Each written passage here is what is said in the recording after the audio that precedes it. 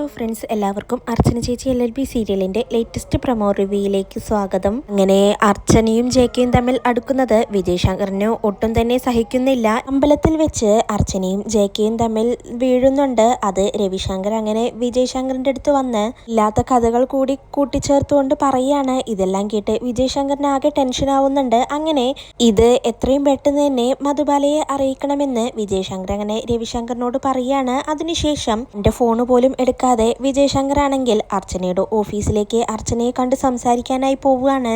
എങ്ങനെയെങ്കിലും ജെകെയും അർച്ചനയും തമ്മിലുള്ള ഈ റിലേഷൻ ഒഴിവാക്കാനാണ് വിജയ് ശങ്കർ 18 അടവും പ്രയോഗിക്കുന്നത്. അങ്ങനെ വിജയ് ശങ്കർ അർച്ചനയുടെ ഓഫീസിലേക്ക് പോകുന്ന സമയത്ത് രവിശങ്കർ അങ്ങനെ പുറത്തേക്ക് പോവുകയാണ്. അങ്ങനെ രവിശങ്കർ പുറത്തേക്ക് വരുന്ന സമയത്താണ് ചന്ദ്ര അങ്ങോട്ടേക്ക് വരുന്നത്. ചന്ദ്രയാണെങ്കിൽ വിജയ് ശങ്കറിനെ ഫോണിൽ കുറെ വിളിക്കുന്നുണ്ട്. എന്നാൽ വിളിച്ചിട്ട് കിട്ടുന്നില്ല.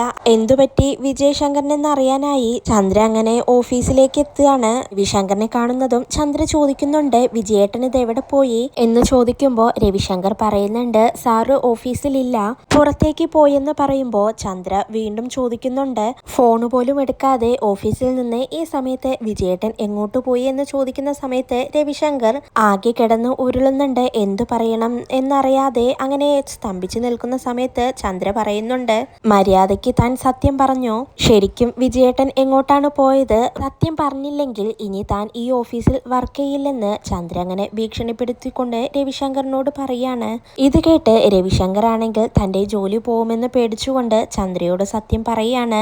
വിജയ് ശങ്കർ സാർ അർച്ചന മേഡത്തിന്റെ ഓഫീസിലേക്ക് പോയിരിക്കുകയാണെന്ന് പറയുന്നത് കേട്ട് ചന്ദ്ര ആകെ ഞെട്ടിത്തരിച്ച് അങ്ങനെ നിൽക്കുകയാണ്. ഇതോടെ എന്തായാലും ചന്ദ്രയ്ക്ക് വീണ്ടും വിജയ് ശങ്കറും അർച്ചനയും ഒന്നിക്കുകയാണെന്ന സംശയം കൂടുതൽ വ്യക്തമായി തുടങ്ങുകയാണ്. ചന്ദ്ര ആകെ പൊട്ടിത്തെറിച്ചുകൊണ്ട് അങ്ങനെ അർച്ചനയുടെ ഓഫീസിലേക്ക് പോവുകയാണ്. അതേസമയം വിജയ് ശങ്കറും അർച്ചനയും തമ്മിൽ സംസാരിക്കുന്നുണ്ട്. വിജയ് ശങ്കർ ആണെങ്കിൽ അർച്ചനയെ എങ്ങനെയെങ്കിലും ജെകെയുമായുള്ള ഈ ബന്ധത്തിൽ നിന്ന് പിന്തിരിപ്പിക്കാനായി അർച്ചനയോട് വളരെ സൗമ്യമായി സംസാരിക്കുകയാണ്. അർച്ചനെ, നീ എത്രയും പെട്ടെന്ന് അയാളെ ആ വാടക വീട്ടിൽ നിന്ന് ഒഴിപ്പിക്കണം. അയാള് ആ വീട്ടിൽ വാടകയ്ക്ക് താമസിക്കുന്നതും അയാളുമായി നീ ഇടയ്ക്കിടയ്ക്ക് മീറ്റ് ചെയ്യുന്നതും നിനക്ക് പേരുദോഷമുണ്ടാക്കും. അതെനിക്ക് സഹിക്കാൻ കഴിയില്ല. എൻ്റെ മോളുടെ അമ്മയാണ് നീ.